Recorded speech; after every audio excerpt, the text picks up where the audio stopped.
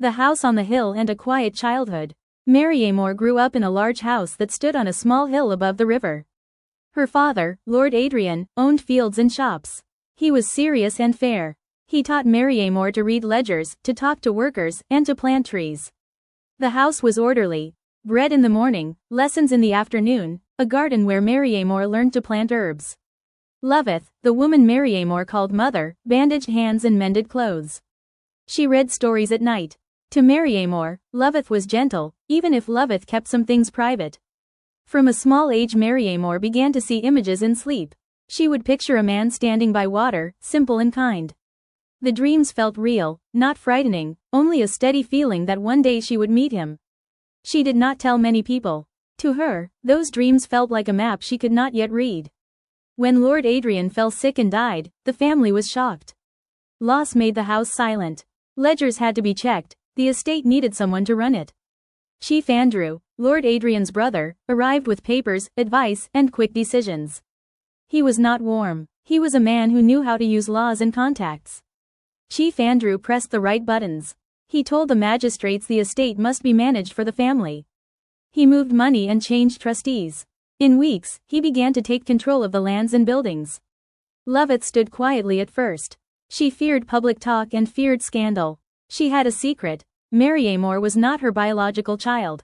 Years before, Loveth had promised Lord Adrian to raise the child and keep the truth safe. The secret made Loveth afraid of messy fights in the court and of gossip that could ruin people's lives. So when Chief Andrew suggested that Maryamor would be better off in town, while the estate was set right, Loveth agreed. She packed a small chest and kissed Maryamor's forehead. It was meant to sound kind. To Maryamor it felt like a door closing. After they left the house, things got worse quickly. Chief Andrew moved into the main rooms. He gave the best clothes and chances to his own daughter, Mirabel. Mirabel had been trained to speak well, smile when needed, and look like the sort of woman who could stand at a palace window. Loveth grew distant. Fear, shame, and the desire for safety made her choose the path Chief Andrew offered. She told Maryamor that life in town would be good practice. Then, slowly, she left Maryamor alone in the town market.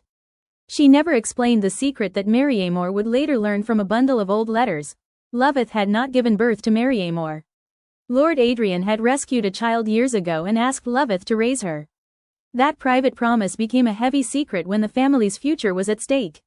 Learned later, this knowledge cut Maryamor like a second wound. It explained Loveth's worry. It did not excuse the abandonment. 2 years later, being homeless was not one bad night. It was many small days that added up. Maryamor found work where she could. Sweeping the floors of a baker, mending clothes for a seamstress, washing dishes at a small inn.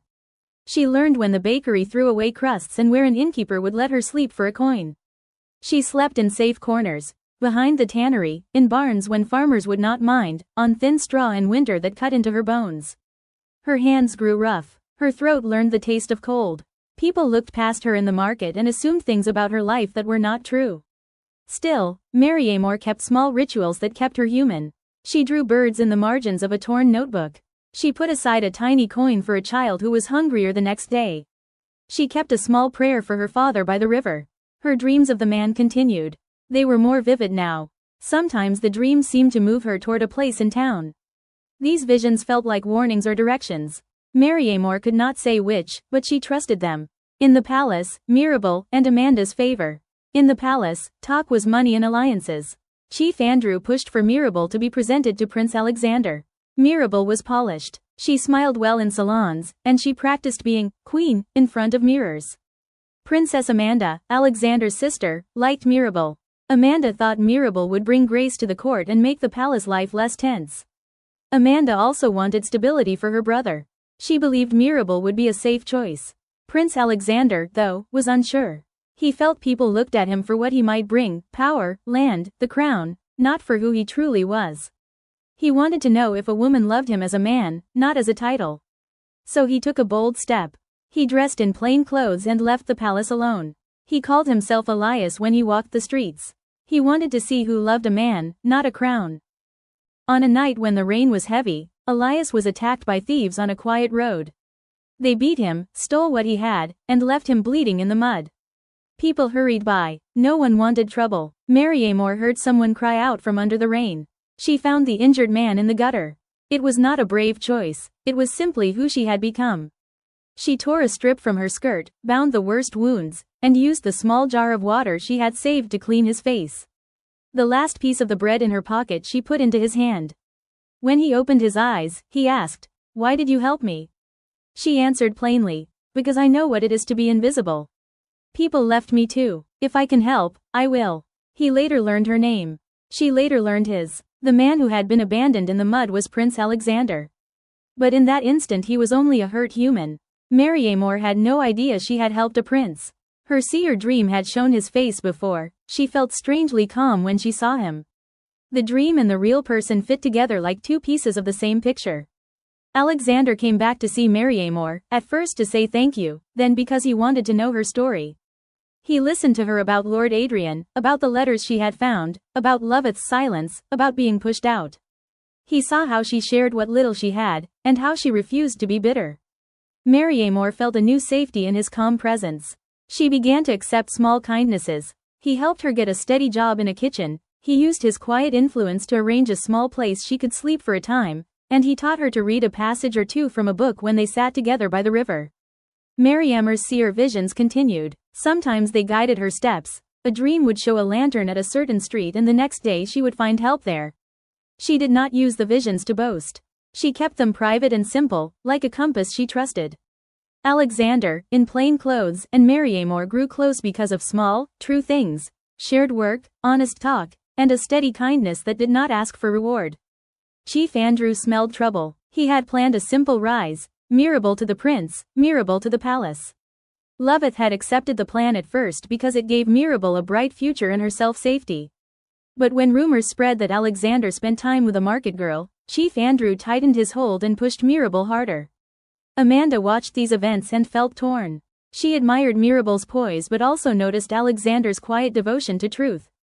Amanda worried that her brother might lose himself in the expectations of court. She did not like the idea of any marriage built only on convenience.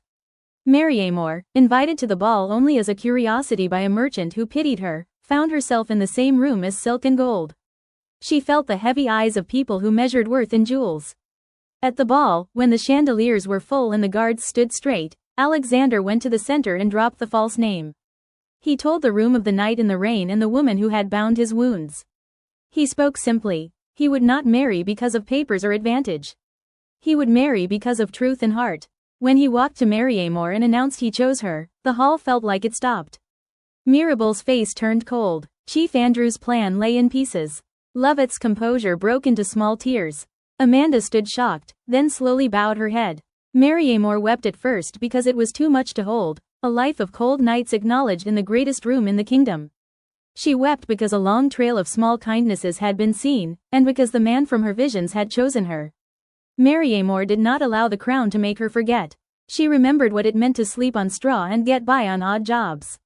With Alexander beside her, she began small reforms drawn from what she knew. She opened warm rooms where people could sleep without questions. She funded kitchens where anyone could come for a meal without shame. She created a simple legal help desk to stop powerful people from stealing property from grieving families. She set up apprenticeships so poor children could learn a trade. Chief Andrew lost influence slowly. Mirabel left the city to learn new skills. Loveth tried to make amends. Maryamor accepted some of the attempts but kept limits. Amanda became an ally to Maryamor over time, not because she was forced, but because she saw the change Maryamor brought. Maryamor used her gift too. Her dreams sometimes warned of a cold winter or a poor harvest. She learned to speak gently to Alexander and to advisors. Together they planned food stores and moved help before crisis hit. People whispered that Maryamor was wise. Some called it luck, others called it a seer's gift. Maryamor always said she only wanted to use what she had to help people. Success for Maryamor was not jewels or loud praise. It looked like people sleeping warm instead of on the ground. Children going to school instead of begging. A woman in the market who once gave Maryamor a bowl of stew now calling Maryamor by name without shame. Laws that made it harder for greedy men to steal from the grieving. The peace in Maryamor's own heart when she planted basil on a windowsill and watched it grow. Alexander often said simply, "I chose her because she showed me what being human means."